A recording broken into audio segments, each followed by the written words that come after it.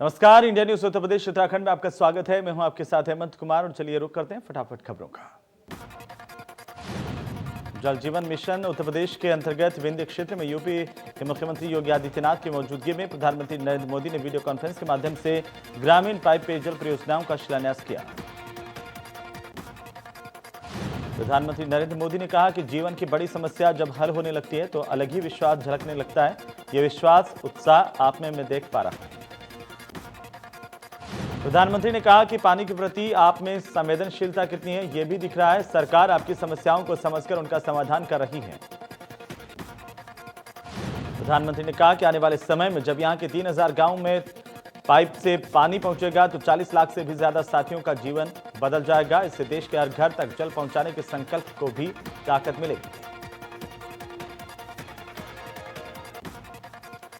मिर्जापुर में Japan carpet fair में सहायता समूह की महिलाओं ने अपने हाथों से बनाए गए कारपेट को सीएम योगी को भेंट किया। किसानों ने भी फल सब्जी सीएम को भेंट किए और इस दौरान सीएम ने 1 करोड़ 11 लाख रुपए के चेक पारिश्रमिक आजीविका मिशन में स्कूल ड्रेस की सिलाई करने पर महिलाओं को दिया।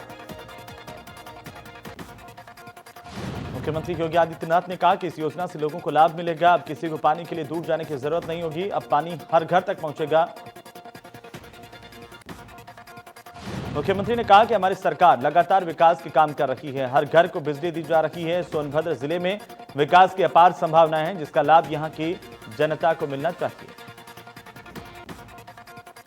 सोनभद्र में मुख्यमंत्री योगी आदित्यनाथ ने कहा कि प्रदेश में गरीबों को सीएम आवास की योजना का लाभ मिलना चाहिए। सरकार की योजनाओं का लाभ हर घर तक पहुंचे, यह हमारा प्रयास है। हमारी सरकार ने महिलाओं को मुफ्त में रसोई गैस कनेक्शन दिए ताकि मां बहनों को जहरीले धुएं से छुटकारा मिल पाए। गोपाष्टमी के मौके पर मुख्यमंत्री योगी आदित्यनाथ ने ट्वीट कर प्रदेश की जनता को और देशवासियों को शुभकामनाएं दी। इस मौके पर ट्वीट कर सीएम ने लिखा, अनादिकाल से पूजनीय गौ माता जीवन और जीविका की आधार एवं संपूर्ण सृष्टि की पालक है। आध्यात्मिक और सांस्कृतिक उन्नयन की कारक है गौ माता। आइए इस गोपाष्टमी पर गौपालन, गौ सेवा और गौ रक्षा का प्रण लें।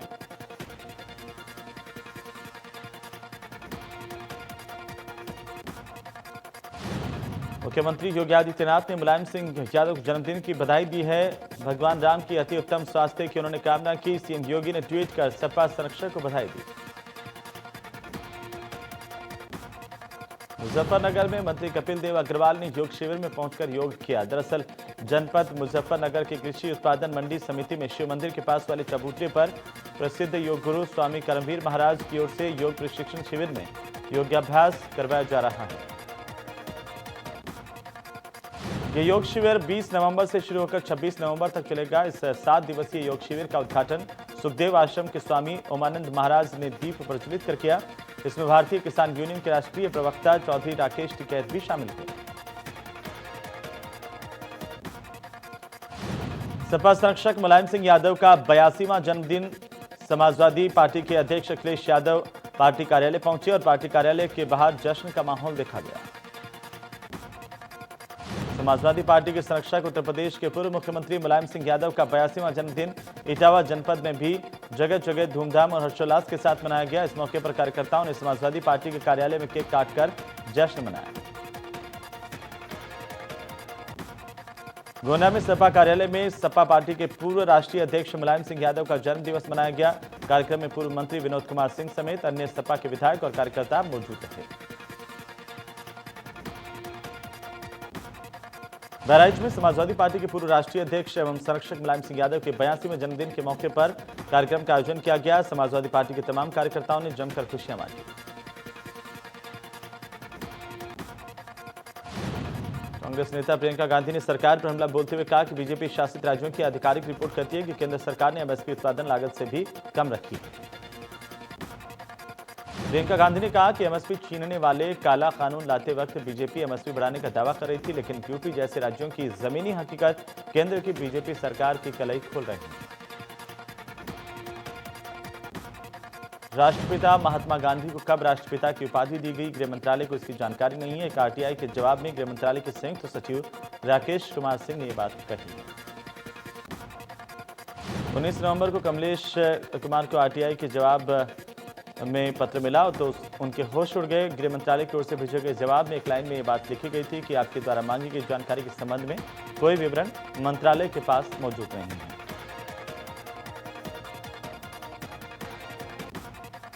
लव जिहाद के मामले को लेकर सरकार और प्रशासन पूरी तरह से सख्त है। डीजीपी हितेश चंद्र अवस्थी ने सभी कप्तानों को निर्देश दिए हैं कि थानों पर मानक के अनुरूप ही थानेदारों को पोस्ट किया जाए। डीजीपी हितेश चंद्र अवस्थी ने कहा कि अच्छे थानेदारों के हाथों में दी जाए थानों की कमान। सभी जिलों के कप्तानों को जारी किया गया आदेश। हमीरपुर फिराक कोतवाली में उस वक्त हड़कंप मच गया जब दिन दहाड़े पुलिस कोतवाली से चंद मीटर की दूरी से एक सराफा व्यवसायी का आधा दर्जन लोगों ने मिलकर अपहरण कर लिया और अपहृत कर्मचारी व्यापारी के कपड़े कुछ ही दूरी पर पड़े हुए पाए गए। लखनऊ में मुख्य सचिव आर के तिवारी का बयान। उन्होंने कहा, मुख्यमंत्री के निर्देशन में पूरे प्रदेश में बराबर कोरोना की लड़ाई को सफलता से लड़ा गया। इसमें जन जन का सहयोग भी मिला है। सीतापुर में बीजेपी प्रत्याशी के साथ लगाई गई समाजवादी पार्टी के विधायक की होर्डिंग देखते ही मचा हड़कंप। बीजेपी स्नातक एमएलसी प्रत्याशी इंजीनियर अवनीश कुमार सिंह के साथ सपा विधायक नरेंद्र सिंह वर्मा का होर्डिंग लगा दिया गया। जानकारी लगते ही विधायक ने पुलिस को इसकी सूचना दी। एमएलसी शिक्षक स्नातक चुनाव की तारीख जैसे जैसे नजदीक आती जा रही है वैसे ही चुनावी माहौल गर्म होता जा रहा है। बागपत पहुंचे अटेवा संगठन के राष्ट्रीय अध्यक्ष विजय कुमार बंधु बीजेपी पर हमलावर दिखाई दिए।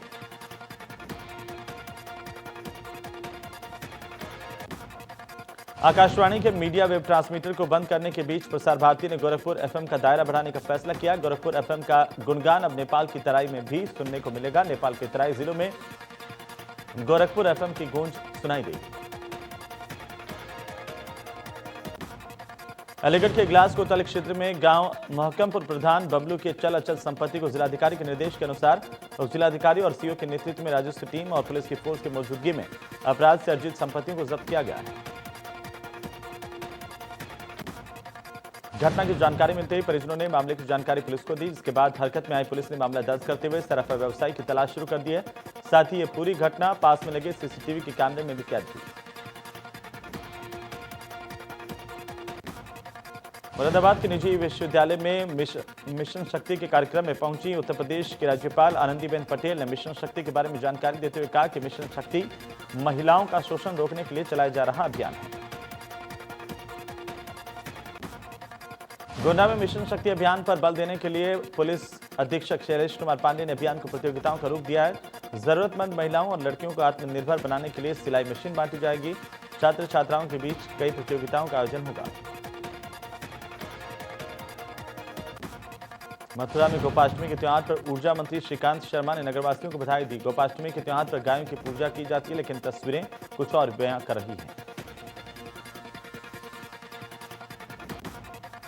गोपाष्टमी के त्योहार पर मेरठ में गौ संरक्षण केंद्रों में गाय का पूजन किया गया। नगर निगम की टीम ने बराल प्रतापपुर में कान्हा उपवन गौ संरक्षण केंद्र में हवन पूजन किया। सहायक नगरायुक्त ब्रिजपाल सिंह ने और वीर विक्रम ने हवन में आहुति दी।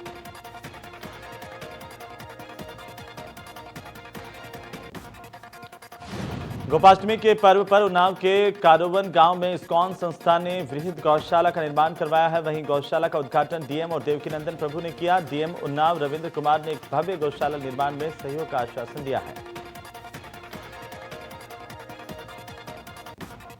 आगरा प्रशासन की नई गाइडलाइन के बाद शादी वाले घरों में बेचैनी बढ़ गई है। शादी आयोजकों ने फोन कर मेयर से इसकी गुहार लगाई। मेयर आगरा ने जिला प्रशासन से शादियों में तय सीमा 200 ही रखने की मांग की है। लखनऊ में मिशन शक्ति के तहत 2 घंटे के लिए मोहनलालगंज कोतवाली की प्रभारी निरीक्षक बनी इंटर की छात्रा सौम्या द्विवेदी फरियादियों की शिकायतों को सुनकर समस्याओं का समाधान किया।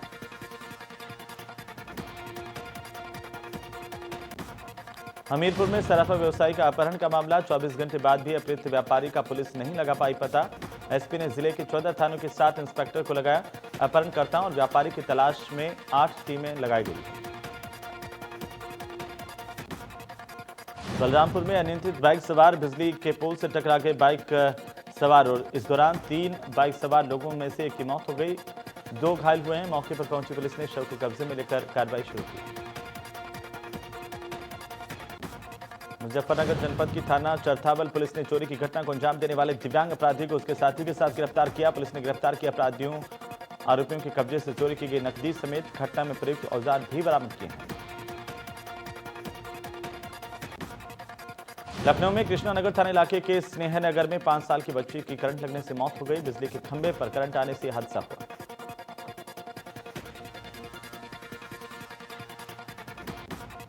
प्रयागराज में अचानक कार में लगी आग से हड़का मच गया। धू धू कर कार जल उठी। मल्टी लेवल पार्किंग में यह कार खड़ी हुई थी। मौके पर पहुंची दमकल की गाड़ी ने इस आग पर काबू पाया।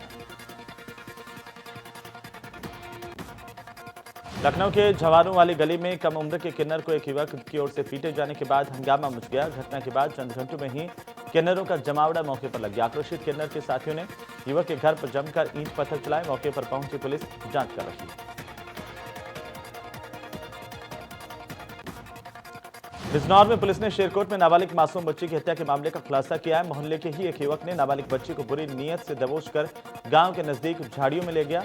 बच्ची के शोर मचाने पर युवक ने उसका गला घोंटकर हत्या कर दी। मथुरा के गांव पिपरौली के एक युवक और युवती के शव मिलने से सनसनी फैल गई। युवक का शव गांव के बाहर एक पेड़ पर फंदे से लटका पाया गया, जबकि युवती का शव उसी के घर के नजदीक पड़ा मिला। युवती के गले पर चोट के निशान है। पुलिस जांच कर रही है। कासगंज में युवक के अपहरण की सूचना पर पुलिस महकमे में हड़का मच गया, लेकिन मौके पर पहुंची पुलिस के मुताबिक अपहरण की सूचना झूठी निकली। लूट के मामले में हरियाणा पुलिस ने युवक को गिरफ्तार किया था। सदर कोतवाली क्षेत्र के शिव विहार कॉलोनी का मामला है। गाजियाबाद के लोनी बॉर्डर इलाके में विवाहिता की छत से संदिग्ध हालत में गिरकर मौत हो गई। घटना मृतका के ससुराल में हुई। मायके वालों का कहना है कि मृतका को छत से धक्का देकर मौत के घाट उतारा गया। मौके पर पहुंची पुलिस जांच कर रही है। आगरा में सीओ सदर महेश कुमार ने 2 घरों में छापेमारी की और कच्ची शराब की फैक्ट्री का भंडाफोड़ किया। पुलिस ने छापे के दौरान महिला समेत 4 शराब तस्करों को पकड़ा। वहीं पुलिस की कार्रवाई से आबकारी विभाग पर कई सवाल खड़े हुए हैं। कानपुर में मकान मालिक और दबंग किराएदार में दुकान खाली करवाए जाने को लेकर के मारपीट हुई। मकान मालिक ने दुकान में रखा दुकानदार का सामान सड़क पर फेंक दिया। आक्रोशित किराएदार ने अपने साथियों के साथ आकर के मकान मालिक को जमकर पीटा।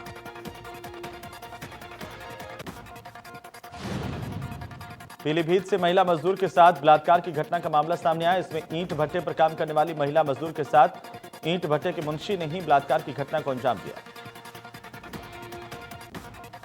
सूचना मिलते ही मौके पर पहुंची पुलिस ने महिला की तहरीर के आधार पर मुकदमा पंजीकृत किया। वहीं घटना के बाद से फरार आरोपी को पुलिस ने गिरफ्तार कर लिया है।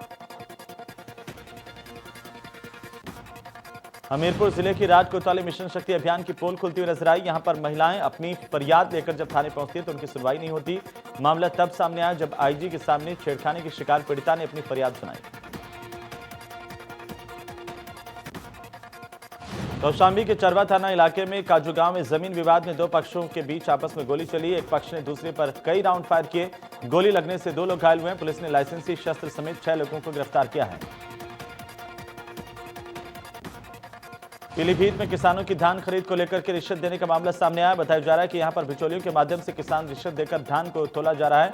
वहीं कई किसान 1 महीने से मंडी के बाहर अपनी बारी का इंतजार कर रहे हैं। इससे पहले मंडी धान क्रय समिति का एक ऑडियो भी वायरल हुआ था, जिसमें 100 रुपए लेकर के किसानों के धान को तौलने की बात सामने आई थी। हालांकि इस मामले में कर्मचारियों के खिलाफ रिपोर्ट दर्ज करवाई गई है।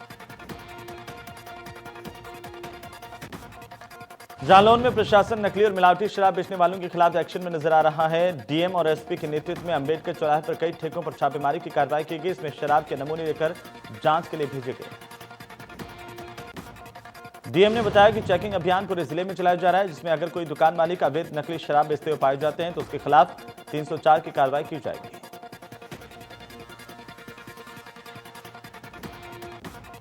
नोएडा के सेक्टर 58 थाना इलाके के नवादा में पुलिस और गौ तस्करों के बीच मुठभेड़ हुई। 25,000 की इनामी ताहिर को इस दौरान गोली लगी। मौके से 2 गौ तस्कर फरार हुए।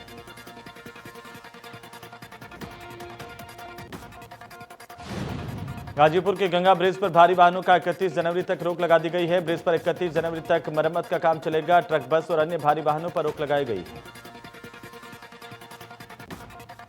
बुलंदशहर में अमर शहीदों के नाम पर एक कार्यक्रम का आयोजन किया गया। इसमें राष्ट्र प्रेमी के सहयोग से 2100 मोमबत्तियों से भारत का नक्शा बनाने का कार्यक्रम आयोजित किया गया। अब अपर पुलिस अधीक्षक शिवराम यादव समेत कई प्रशासनिक अधिकारी इस दौरान शामिल हुए। कार्यक्रम का मुख्य उद्देश्य लोगों में राष्ट्र प्रेम को जागृत करना और युवाओं में राष्ट्र के प्रति संवेदनशील चेतना विकसित करना था। सहारनपुर में पुलिस ने एक बांग्लादेशी महिला को गिरफ्तार किया। गिरफ्तार महिला 2 दिन पहले गिरफ्तार किए गए 2 बांग्लादेशी आरोपियों में से एक की पत्नी है। गिरफ्तार महिला ने बताया कि वह सहारनपुर के अलग अलग जगहों पर पिछले कई सालों से अपने परिवार के साथ रह रही है। एसपी सिटी विनीत भटनागर ने बताया कि गिरफ्तार महिला अवैध रूप से थाना जनकपुरी क्षेत्र के गांव में रह रही थी। साथ ही महिला ने आधार कार्ड समेत कई अन्य जरूरी कागजात भी पैसे देकर फर्जी बनवाए। बांदा के अंतरा थाना इलाके में बीते 24 घंटे के तहत चौथी हत्या की घटना सामने आई, जहां पर जीजा ने साली को कुल्हाड़ी से मौत के घाट उतार दिया। खुद ट्रेन के सामने आकर खुदकुशी कर ली। उन्नाव के बांगरमऊ कोतवाली क्षेत्र के सिरदरपुर गांव के पास लखनऊ आगरा एक्सप्रेस वे पर वॉल्वो और निजी बस में टक्कर हो गई। इसके चलते अनियंत्रित होकर बस डिवाइडर से टकरा गई और पलट गई। हादसे के समय बस में 80 यात्री सवार थे, जिनमें से 20 यात्री गंभीर रूप से घायल हुए हैं। ये बस दिल्ली से बहराइच जा रही थी। देवरिया सदर कोतवाली के बैकुंठपुर में दुकान में आग लगी। इसके चलते लाखों का सामान जलकर खाक हुआ है। वहीं मौके पर मौजूद स्थानीय लोगों ने कड़ी मशक्कत के बाद इस आग को बुझाया। बलिया के नगरा थाना इलाके के सरैया बगदौरा गांव में पुरानी रंजिश के चलते युवक की गोली मारकर हत्या की गई। पुलिस ने एक आरोपी को गिरफ्तार किया है। गाजियाबाद में इंदिरापुरम के नीति खंड में दिव्यांग पार्क बनाया गया। खास बात यह कि उत्तर प्रदेश का यह पहला ऐसा पार्क है जो मुख्य रूप से दिव्यांग लोगों की सुविधाओं को ध्यान में रखकर बनाया गया है। इस पार्क में मुख्य रूप से दिव्यांगों के लिए तमाम व्यवस्थाएं की गई, जिनमें ब्लाइंड लिपि से लेकर के दिव्यांगों की लाइब्रेरी तक का इंतजाम किया गया। उनके खेलने और अन्य एक्टिविटी का भी खास ध्यान रखा गया है। कासगंज के कोतवाली सदर क्षेत्र के नगला मामू गांव में कलयुगी पिता ने जमीनी विवाद के चलते गला दबाकर अपने बेटे आकाश को मौत के घाट उतार दिया। कानपुर में 2014 में हुए ज्योति हत्याकांड के मुख्य आरोपी पीयूष को हाईकोर्ट से जमानत मिल गई है। पीयूष पर अपनी पत्नी की हत्या के आरोप लगे थे। प्रेमिका मनीषा पर भी षड्यंत्र का आरोप है। लखीमपुर खीरी में अवैध शराब के खिलाफ प्रशासन ने बड़ा अभियान चलाया। अलग अलग इलाकों से 23 लोगों की गिरफ्तारी की गई। पुलिस ने छापेमारी कर 740 लीटर अवैध शराब और 27,000 लीटर लहन को नष्ट किया है। वहीं शराब बनाने वाले कई अड्डों पर छापेमारी की गई। बहराइच के कैसरगंज इलाके में युवक की हत्या कर जला दिया गया। शिनाख्त मिटाने के लिए शव को जलाकर बाग में फेंका। पुलिस ने मामला दर्ज कर शव को कब्जे में लिया। हरिद्वार में गंगा के एस्केप चैनल को लेकर के उत्तराखंड सरकार ने बड़ा फैसला किया है। अखाड़ा परिषद के संतों और गंगा सभा के पदाधिकारियों की मौजूदगी में हुई बैठक के बाद सरकार ने एस्केप चैनल के अध्यादेश को निरस्त करने के निर्देश दिए हैं। शासनादेश रद्द होने के बाद हरिद्वार के तीर्थ पुरोहितों में खुशी की लहर है। की पौड़ी पर गंगा सभा के पदाधिकारियों ने गंगा में दुग्धाभिषेक कर पूजा अर्चना की। गंगा सभा के महामंत्री तन्मय वशिष्ठ का यह दावा है कि आदेश सोमवार को जारी होगा। आपको बता दें कि इस अध्यादेश उत्तराखंड के पूर्व सीएम हरीश रावत की सरकार में जारी किया गया था। हरिद्वार के तीर्थ पुरोहित पिछले लंबे समय से इस अध्यादेश को निरस्त करने की मांग कर रहे थे। तीर्थ पुरोहित गंगा के सम्मान के लिए पिछले 61 दिन से आंदोलन कर हर की पैड़ी पर धरना भी दे रहे थे। काशीपुर में कायस्थ महासभा के तत्वावधान में चित्रगुप्त मंदिर में चित्रगुप्त की जयंती विधि विधान के साथ मनाई गई। हवन पूजन कर हरिशंकर की ओर से धूमधाम से ये जयंती मनाई गई। रुड़की में फर्जी दस्तावेज बनाकर पीड़ित अरुण कुमार यादव की जमीन दबंगों ने बेच दी। वहीं जमीन का मालिकाना हक पाने के लिए अरुण ने प्रशासनिक और पुलिस के उच्चाधिकारियों से पत्र लिखकर अब न्याय की गुहार लगाई। साथ ही उन्होंने न्याय नहीं मिलने पर परिवार के साथ आत्महत्या की धमकी दी है। पीड़ित का कहना है कि उसकी पुश्तैनी जमीन में एक खाली पड़े प्लॉट को कुछ लोगों ने फर्जी दस्तावेज तैयार कर बेच दिया। उस पर लाखों रुपए का लोन भी ले लिया गया। ऋषिकेश के डोईवाला क्षेत्र में लच्छीवाला के पास ट्रेन से टकराकर एक हथीनी की मौत हो गई। रेलवे के गश्ती दल ने देखा कि एक हथीनी रेल की पटरी के किनारे मृत अवस्था में पड़ी हुई है। गश्ती दल ने वन विभाग को इसकी सूचना दी। वन विभाग के चिकित्सकों की टीम ने मौके पर पहुंचकर मृतक हथीनी का पोस्टमार्टम करवाया। उसके बाद वन विभाग के कर्मचारियों ने जंगल में गड्ढा खोदकर हथीनी के मृतक शरीर को दफना दिया। रुड़की में मनाया गया गोपाष्टमी का महोत्सव। गोबर से बनाया गया 31 फुट लंबा गोवर्धन महाराज की प्रतिमा। गौशाला सभा चाव मंडी में बनाई गई प्रतिमा। कोरोना के बढ़ते मामलों को देखते हुए रुड़की प्रशासन सख्त हो गया। रुड़की में रात को 8 बजे के बाद शहर में दुकानें नहीं खोली जाएंगी। नियमों का पालन नहीं करने वालों पर कड़ी कार्रवाई होगी। रुड़की के पिरान कलियर थाना इलाके में ट्रैक्टर ट्रॉली की ओर से रतमऊ नदी से अवैध खनन धड़ल्ले से जारी है। दिन हो या फिर रात, प्रतिदिन लाखों रुपए के राजस्व का चूना खनन माफिया सरकार को लगा रहे हैं। रुड़की क्षेत्र के टोडा खटका गांव की ग्राम समाज की भूमि पर भी खनन माफिया बड़े पैमाने पर खनन के अवैध कारोबार को अंजाम देने में जुटे हुए हैं। इन पर खनन माफिया को पुलिस और प्रशासन का कोई खौफ नहीं है। रामनगर के विश्व प्रसिद्ध कार्बेट टाइगर रिजर्व पार्क में 12 सिंगे नहीं दिखाई देने से वन विभाग में चिंता का माहौल। हल्द्वानी में इस साल अपेक्षाकृत मानसून कम रहा है। इसे लेकर के नदियों का जलस्तर अच्छा नहीं है। अगर हालात यही बने रहे तो पानी की किल्लत बढ़ने के आसार हैं।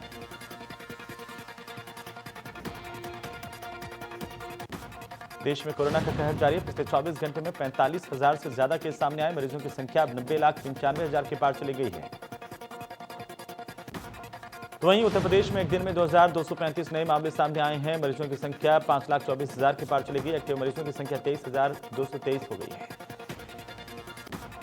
प्रदेश में कोरोना संक्रमण ने फिर से रफ्तार पकड़ ली। पिछले 24 घंटे में 8 मरीजों की मौत हुई है, जबकि 585 और लोग संक्रमित हुए हैं। कुल संक्रमितों की संख्या 70,790 तक पहुंच गई। देहरादून में जिले में सबसे ज्यादा 210 कोरोना के मरीज मिले हैं। नैनीताल में 71, चमोली में 57, हरिद्वार में 43, पौड़ी में 38, पिथौरागढ़ में 34 लोग संक्रमित पाए गए। साथ ही टिहरी में 31, उधम सिंह नगर में 30, रुद्रप्रयाग में 28, अल्मोड़ा में 24, उत्तरकाशी में 8, बागेश्वर में 6 और चंपावत जिले में 5 संक्रमित मिले हैं। चलिए इसी के साथ इस बुलेटिन फिलहाल नहीं।